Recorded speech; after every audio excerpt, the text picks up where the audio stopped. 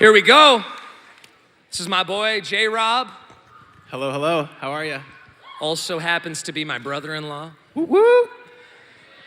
Jay is a model and Instagram influencer. I don't know if he used those words to describe himself, but that's what he is, and that's the sway and influence that he holds. And I think that one of the things that we struggle with as teenagers, or even myself, is how do we use the following that God gives us on social media? Is it bad? Do you know what I mean? Have you ever thought that? Have you ever wondered that?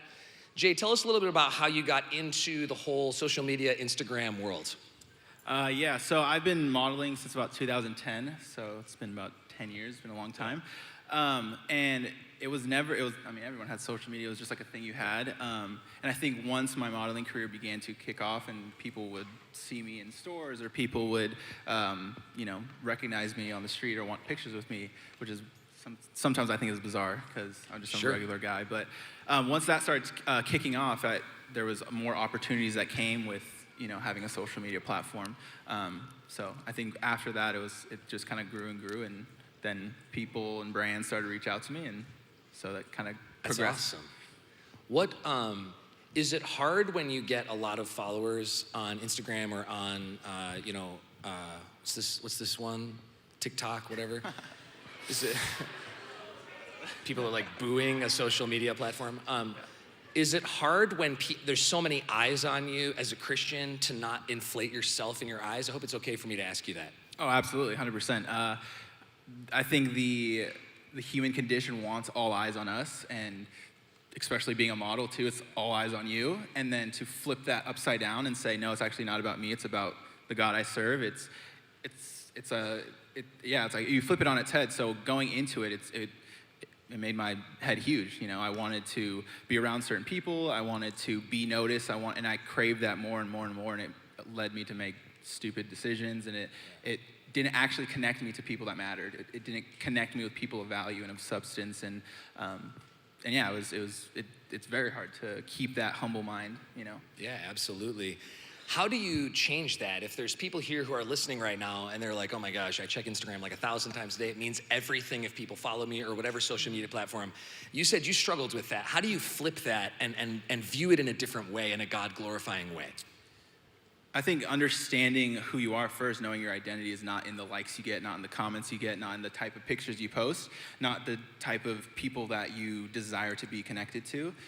It's about who you are as a believer and as who God says you are. And I think if you have an identity in that first, whether you have 1 million followers, whether you have 5, whether your grandma's the only one liking your photo, it's like you're gonna know who you are, because it's not about the photos, the likes, the attention. Absolutely. Tell us a little bit about how you've used your platform to talk about the Lord, talk about Scripture, to highlight things that God's doing in your life.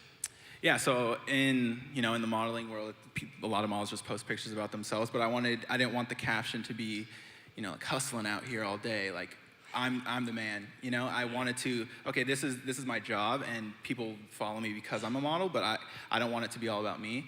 So my captions would relate to things that have been happening in my life, things that I've been learning about God, things that I've been growing in, and challenging the people that follow me that it's not just about me. It's not just about what you're seeing.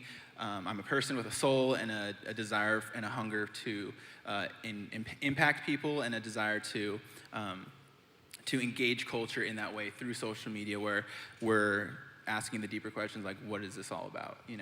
Have you seen God use it in any people's lives? Have there been people who've been opened up by the captions, by what you're doing, to hear more about Jesus? Have you ever been able to share your faith with anybody through that on a personal basis? Yeah, absolutely. I had a couple people, and maybe this was probably 4 years ago, maybe. Someone DM'd me and said, hey, I don't really know what this whole Jesus thing is. I see you post about it, and your life seems really interesting, and I have questions. And I was like, absolutely, ask the questions. And it was cool because it wasn't like I was forcing it.